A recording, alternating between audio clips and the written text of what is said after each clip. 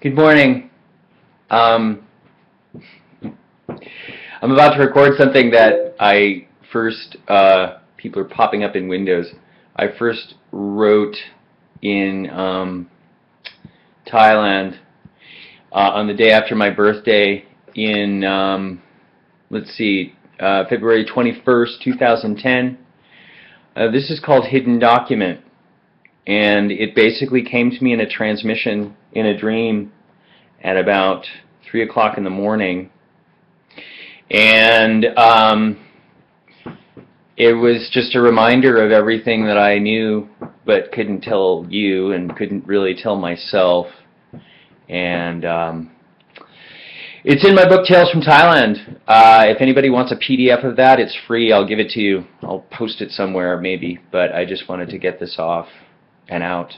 This is called Hidden Document, but in Plain Sight by Gregory Plushaw, a.k.a. Gregory PTM, and now a.k.a. Pearl Tiresias Gregory. And after she got off the first time, she rolled over suddenly and mounted your backside like a tigress, using the friction of the small of your back to aggressively bring herself to a second climax. Then she softened, rolling slowly this time against you to bring herself to a third and final orgasm before finally collapsing on top of you in a heap.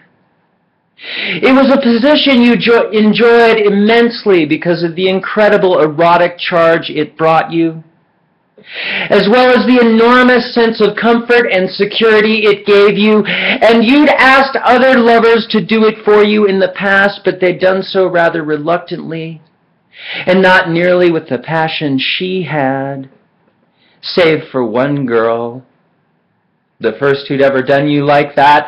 And you found it so wonderful and good that as it became a habit, and not merely a one-shot experience, for you were with that girl for a very long time, and you made love quite a lot. You found yourself questioning not just your sexuality, but also your gender. And you soon came out to her, timidly at first, as if asking for permission, not just as a girl, but as a lesbian one at that, with both her and a small group of young queer friends in Seattle, as well as a few close friends on the internet, ex-lovers, one male, one female. And they helped you out as best you could. You briefly explored transgenderism and full transition, but you dismissed it as an unnecessary procedure, an invasive Western medical solution to what was essentially a spiritual problem. Ironical, really, because you had used the Western model to deal with your own mental health for many years longer than perhaps you should have. And you recalled the Two-Spirit movement, had even dated one, and had rebuked him, her, because of your own fears about your own self, like the callous bastard you can be when you're frightened. And the radical fairy ideas that you had uncovered while in college and had been fascinated by ever since. But in the meantime, you were her girl. Not a woman yet. You knew you were just a girl, and she called you her girl. And you really were her girl. Especially when you were manic or anxious or crying. She'd stroke your face and dry your tears and strip you down and mount you from behind, grinding her clit against you until she came in a fit of giggles. And then she'd roll off you and you'd roll on top of her, and then you'd enter her for a gentle or manic screw like the anatomical man you are. Or maybe she'd suck your cock, which she referred to as your clit.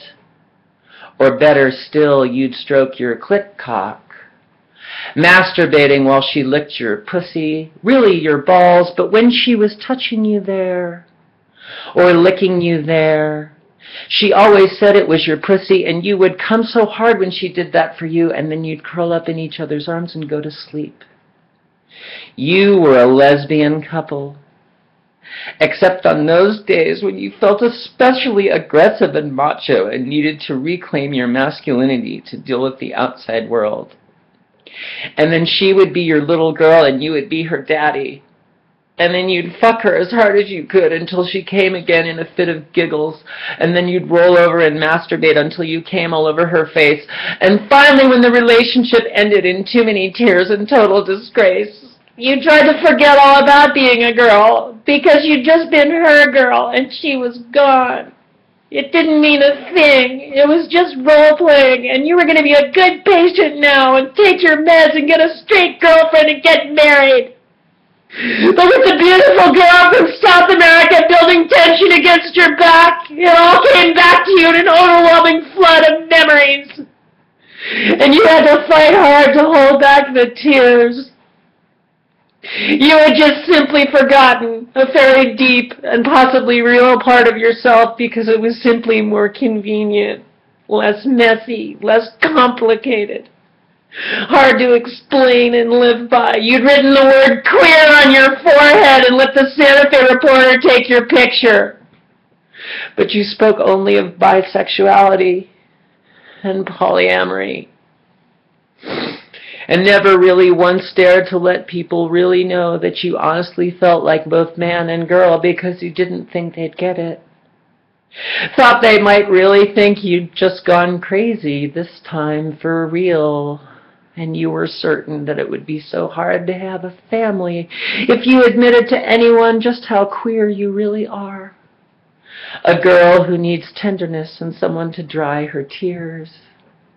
A man who loved to play with pussies and perform cunnilingus for hours. But also a cocksucker and a sodomizer and a daddy and a girl. And the thought occurs to you that you made a huge mistake to date any of the ones you were with after that. Karen and Jessica and Allie and Laura. For while they were all wonderful women and the sex was well worth having, they were really all straight women, and you really are a girl, and you really are a lesbian, maybe. You can, of course, fuck anyone in any way at all, but it was with her, the girl that got away, that you felt the most like you really are. And then instead of maybe finding a nice boyfriend and being gay again, that you're really just a girl. And then you really want a girl who wants a girl who also has a penis. It's such a tall order, you think at first. But you know that girl is out there. And if you're really clear and not afraid, that she will just appear because that's just how your life works. You can sleep with almost anyone you want to. It's never been a problem for you to seduce practically anyone you want, but then you wonder too if maybe you wouldn't also want a boyfriend also. A man who could hold you in his arms and enter you slowly while you were inside your girl. A girl and a lesbian on one side and a gay man on the other to help you integrate your split.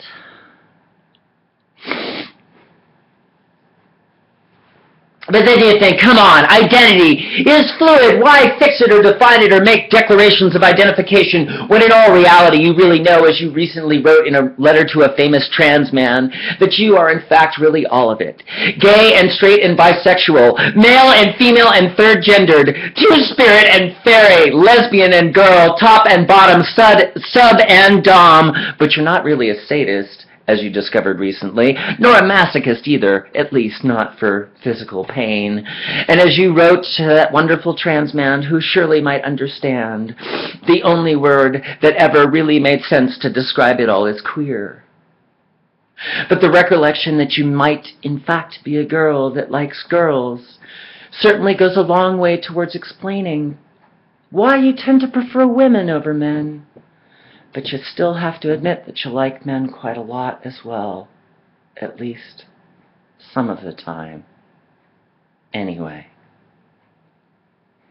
you can still call me Gregory, but my name is Pearl Tiresias Gregory. Thank you.